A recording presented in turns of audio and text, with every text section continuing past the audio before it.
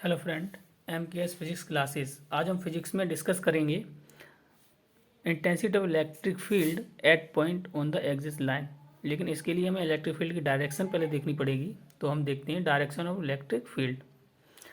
तो हम जानते हैं कि जो इलेक्ट्रिक फील्ड लाइन्स है वो positive charge to negative charge travel करती हैं। और हम डेफिनेशन देते हैं, हम ये मान लेते हैं कि इस इमेजिनरी लाइन पर जो मूव हो रहा है वो हमारा यूनिट पॉजिटिव टेस्ट चार्ज। तो पॉजिटिव टेस्ट चार्ज की बात करते हैं तो क्यू नॉट, ठीक है, इस इलेक्ट्रिक फील्ड लाइन पर मूव कर रहा है।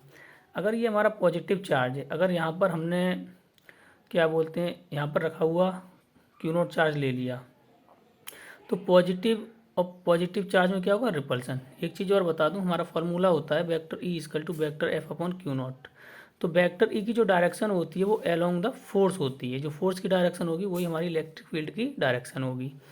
तो क्यू नॉट चार्ज यहाँ पर हमारा सिचुएटेड है या फिर मूव कर रहा है, सपोज दैट मूव कर रहा है, तो ये इधर भाग रहा है। किधर भाग रहा है, इधर भाग रहा है। तो कहने का मतलब इस क्यू नॉट चार्ज पर इस साइड में फोर्स अप्लाई हो रहा है, इस साइड में फोर्स अप्लाई हो रहा है। अगर इस चार्ज को देखते हैं तो इस चार्ज को देखने पर ये चार्ज इधर भाग रहा है, तो क्या मतलब रिपल हो रहा है, तो फोर्स इधर लग रहा है। तो पॉजिटिव चार्ज की वजह से किसी भी पॉइंट पर जो इलेक्ट्रिक फील्ड की डायरेक्शन होती है वो अवे फ्रॉम द पॉइंट, मतलब पॉइंट से दूर की साइड में। अब नेगेटिव चार्ज पर आते हैं। Q not charge minus negative charge को क्या लग रहा है, क्यू नॉट चार्ज मेरे पास में आ रहा है। कहने का मतलब इसमें क्या हो रहा है, अट्रैक्शन हो रहा है। अट्रैक्शन हो रहा है तो फोर्स की डायरेक्शन यही है। जब फोर्स की डायरेक्शन यही है तो इलेक्ट्रिक फील्ड की भी डायरेक्शन क्या होगी, यही। तो पॉजिटिव चार्ज के लिए जो इलेक्ट्रिक फील्ड की डायरेक्शन होती है वो किधर होती है, टुवर्ड्स द चार्ज। ये हमारा पॉजिटिव चार्ज है, ये कोई पॉइंट P है, तो इस पर हमें इलेक्ट्रिक फील्ड की डायरेक्शन फाइंड करनी है। आप कुछ मत करो, इस पर क्यू नॉट चार्ज रखा हुआ मान लो। तो पॉजिटिव चार्ज में क्या होगा, रिपल्सन होगा। तो फोर्स की डायरेक्शन इधर होगी तो इलेक्ट्रिक फील्ड की डायरेक्शन इधर होगी। निगेटिव चार्ज है, कोई पॉइंट P है, यहाँ पर क्यू नॉट चार्ज सिचुएटेड मान लीजिए। तो इस पर फोर्स जो अप्लाई होगा इस साइड में होगा, अट्रैक्शन होगा। तो फोर्स की डायरेक्शन इधर है तो इलेक्ट्रिक फील्ड की डायरेक्शन ही इधर ही होगी। अब हम डेरिवेशन को देखते हैं। Intensity of electric field at point on the axis line. तो consider an electric dipole A B which length 2L and midpoint O. Find out electric field at point P on the axial line. तो हम क्या करते हैं, हम point O से, mid point O से dipole के P तक की जो डिस्टेंस है वो R मेज़र कर लेते हैं। अब हमारे पास कितने चार्ज हैं, 2 चार्ज हैं, 2 चार्ज हैं। तो इस पॉइंट P पर जो हमें इलेक्ट्रिक फील्ड मिलेंगे वो कितने मिलेंगे, 2। तो हम देखते हैं electric field at point P D2 negative charge. तो E A इजकल टू क्या फॉर्मूला आता है, 1/4πε0 इंटू क्यू अपॉन चार्ज से पॉइंट की डिस्टेंस का स्क्वायर, तो ए पी का square is equal to 1/4πε0 Q upon. अब देखो यहाँ से यहाँ तक हमारा आर है, ये मिड पॉइंट है, ये एल है। तो यहाँ से यहाँ तक की जो डिस्टेंस होगी वो क्या होगी, आर प्लस एल का स्क्वायर। निगेटिव चार्ज है तो पॉइंट पी पर जो इलेक्ट्रिक फील्ड की डायरेक्शन होगी वो किधर होगी, टूवर्ड्स द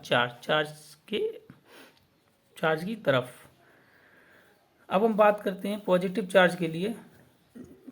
तो पॉजिटिव चार्ज के लिए इलेक्ट्रिक फील्ड क्या होगा, 1/4πε0 क्यू अपॉन बी पी का square. What is B P, this is R, this is L, तो this is R minus L. तो बी पी हमारा आर माइनस एल होगा और उसका हम क्या कर देंगे, स्क्वायर।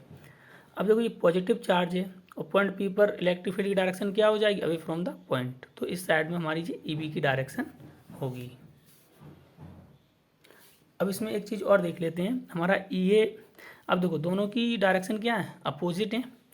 तो ई ए या ई बी हमारा लार्ज होगा, ये देखते हैं हम कौन सा हमारा लार्ज होगा। जिसका डिनोमिनेटर कम होगा वो वैल्यू ज़्यादा होगी। तो ई ए का डिनोमिनेटर क्या है, R plus L, E B का कितना है, आर माइनस एल। तो ये डिनोमिनेटर कम है तो ई बी लार्ज होगा, इसका डिनोमिनेटर ज़्यादा है तो ये कम होगा। और दोनों की अपोजिट डायरेक्शन है तो इस पर जो पॉइंट पी पर नेट इलेक्ट्रिक फील्ड फाइंड करेंगे तो दोनों का क्या आएगा, difference. Net electric field at point P, तो E is equal to E B minus E A. E V की वैल्यू और ई ए की वैल्यू पुट कर दी। अब इन दोनों में जो कॉमन है वो हमने कॉमन ले लिया, 1/4πε0 इंटू क्यू ब्रैकेट। इसमें क्या बचेगा, इसमें बचेगा 1/r-l का स्क्वायर और इसमें बचेगा 1/r+l का स्क्वायर। फिर हम एलसीएम लेंगे, r-l का स्क्वायर r+l का स्क्वायर एलसीएम हो जाएगा, तो इसकी ब्रैकेट का इधर मल्टीप्लाई हो जाएगा और इसका इधर हो जाएगा, r+l का स्क्वायर माइनस r-l का स्क्वायर। ब्रैकेट को ओपन करेंगे, R square plus L square plus 2rl। इसको ब्रैकेट को ओपन करेंगे तो R square plus L square minus 2rl आएगा, लेकिन साइन चेंज हो जाएगा। अब इन दोनों ब्रैकेट को हम क्या लिख सकते हैं, इन दोनों ब्रैकेटों को साथ में मल्टीप्लाई करके पूरे का पावर चढ़ा सकते हैं, पावर 2। आर स्क्वायर से R square cancel, L square से एल स्क्वायर कैंसिल, तो हमारा 2rl और 2rl कितना हो जाएगा 4rl, 1/4πε0 Q 4rl upon R square minus L square.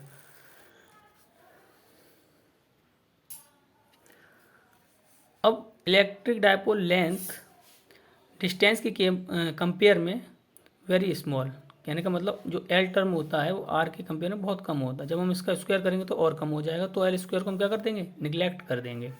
तो ई इक्वल टू बनेगा हमारा 4πε0 क्यू, और इस 4l को हम 2l इंटू 2r लिख सकते हैं, अपॉन एल स्क्वायर हटा देंगे, आर स्क्वायर और स्क्वायर, तो कितना हो जाएगा आर की पावर 4। आर से एक आर कैंसिल हो जाएगा तो आर की पावर 3 हो गया, और क्यू इंटू 2l हमारा बन जाएगा पी। तो ई इक्वल टू 1/4πε0 टू, ये 2 बचा है 2 P upon R Q, P equal to Q into 2l। Thank you friend, अगर वीडियो अच्छा लगे तो शेयर कीजिए और सब्सक्राइब कीजिए।